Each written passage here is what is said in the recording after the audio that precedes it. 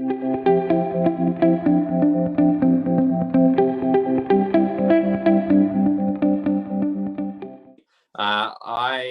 would like to invite Keith Birchley, who is our special guest tonight. I'm going to interview Keith. Keith, you there? Can we see and hear you?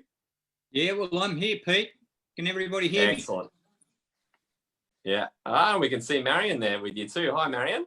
Hello. Good to see you guys. Now, can you guys, Keith, can you tell us a bit about yourself? What did you study? Where have you lived and worked? What are you up to these days? Where are you coming to us from tonight? That kind of stuff. Well, we're coming to you from Papua New Guinea, Port Moresby, the capital. Yeah. And thanks very much for inviting us, Peter. It's a great privilege and fun for us to join you. As Peter knows, we've got a real vested interest in the AFS work, and particularly to arts humanities students, like art students and musicians. I originally enrolled as a music student at UQ 100 years ago, and I was not a Christian, and I was there doing a 4-year music degree, and I was converted to Christ in my last year there and went off to Bible college. Anyway, since then, I've been basically an AFS staff worker for many, many years, doing Peter's type job, first at the University of Queensland and now up here at the University of Papua New Guinea. So that's our basic story, mate. And can I ask you then, speaking about studying music, how did you find studying music full-time and then going on to pursue actually being a musician while once you'd actually become a Christian? What was it like for you as a Christian to do that? Well, the thing about my experience was I had a relatively brief time of being both a Christian and pursuing a full-time music career. So I was converted when I was 20, but I was at Bible college 2.5 years later. So I had a reasonably short period where I was still working as a musician, still training. It was classical piano for me. I went overseas to do a postgraduate degree in England, and I'd only been saved 12 months, and I was so thrown around that I came home to rethink the decision and drove taxis, did a few things. Anyway, after a period of another 12 months, I just decided, no, I was so unsettled that I went off to Bible college instead, and it's been all one direction since then. So I don't have a lot of years of experience of being a professional musician and trying to keep a solid Christian life going as well. In the field in which I was in, that was always going to be really challenging.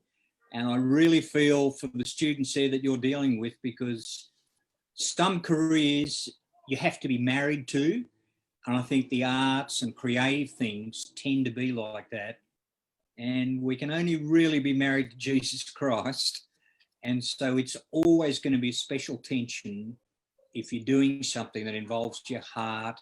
You work way more than 8 hours a day. So there's always special tensions for the creative artist type person with maintaining an even, stable Christian walk. Perhaps I can talk a bit about that later, or you will, Pete.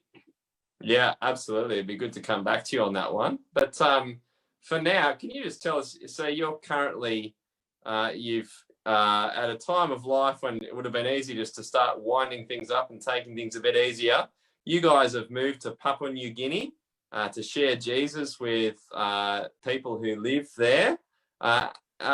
What on earth made you decide to do that? And can you tell us a bit about what life is like for you and ministry is like for you in PNG? Well, as you know, Peter, it's pretty challenging a lot of the time up here. Some of our friends thought we were crazy because when we came up here, Port Moresby had a bad rap as the second least livable city in the world. It's got to be better in the last 5 years, but sure, there are significant objective difficulties, and security is one of them, but the people are lovely, Christian people are lovely and welcoming. But sure, there are challenges about living here, but that's more than compensated for by the warm-heartedness and Christian open-mindedness to learn and grow. Your question about why we actually came, it's a really good one. I think it was a convergence of a number of factors, Peter, but one of them was just, for me, slowly developing more a perception as a world Christian. I started going to the CMS summer school, we're called, the missionary conference. And at that stage in AFS, we had 135 senior staff like you, Catherine, Bible college trained staff, 135 around the whole country. And the PNG movement contacted us. They had one staff worker for the entire country of 8 million people. And he'd only done, I think, 8 or 9 months in a Bible college. And we just thought this is really unfair. And so we put up our hands. So I think probably just the scale of the needs overseas, I think the Lord really laid that on our hearts in a big way. We'd spent many years, 22 years with AFS, and there were far more staff at the University of Queensland than in this whole country. And so we thought, gee, that's a bit ordinary. So there were great younger generation of staff like you and Catherine and the others there in Brisbane. And we thought, blow this for a joke, we should probably, in our dotage, try and help up here. So that's probably the main reason, Peter. Yeah.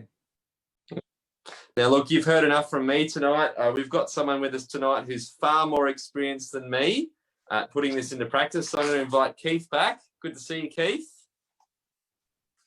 And thanks, Peter. We've just heard that becoming a Christian is a huge deal, but staying a Christian is a way bigger deal than we expect.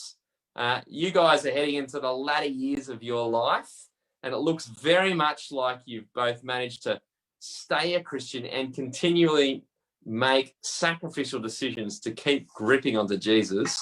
How on earth have you managed them?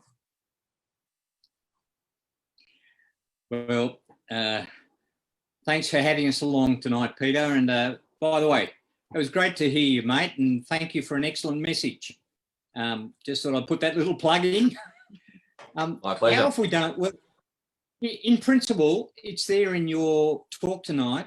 Stay connected. And the other thing I'd just add is just exercising the gripping muscles. Exercising the gripping muscles, and that is usually best done in risk-taking situations.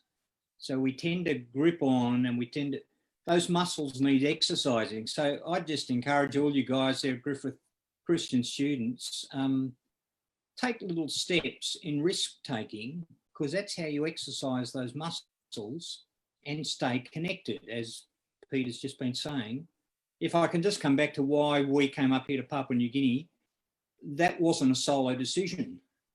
I remember sitting there with our colleagues in AFES. There were these old fogies about my age who were called the regional directors, and we heard about this big, big need in Papua New Guinea for a senior staff worker to come up here and put in 5 or 10 years. And we looked around the room and we were talking about it together. And so it wasn't just Keith and Marion deciding we're going to do this, take this risk for Jesus. We talked around the circle, and we were the only ones of our colleagues who didn't have ageing parents that needed care and needed to be put into retirement, particular care. And so both of us had lost our parents, which in one sense was a blessing in that our kids were leaving home, and so we were just about to be empty nesters. We still had our health.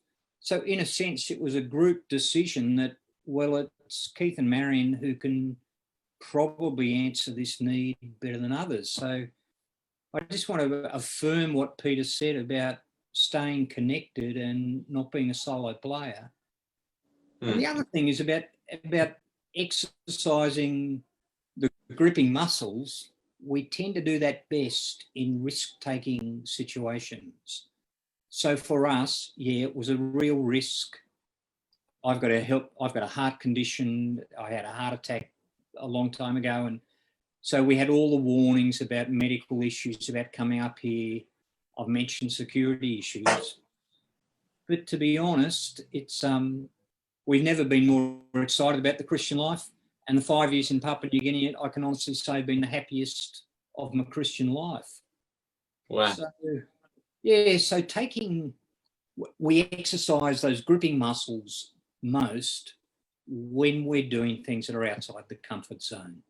So do that in little ways, and that gradually leads to doing it in bigger ways. And for students there, Peter, it might be a matter of, rather than thinking, I'll go to the Christian group you guys run because I go into campus on Thursday, Friday. How about going into campus on a day when you don't have any lectures, just to do Bible study or witnessing or prayer or whatever? Why not take a risk in a small way? And that's how those gripping muscles get good exercise. That'd be my thought there, mate. Do you want to come back on? Yeah, no, that's really helpful. Marion, is there anything you'd like to add to that? I really like the idea of the togetherness, because it's hard. It's really hard sharing with someone your faults or the things that are hard in life.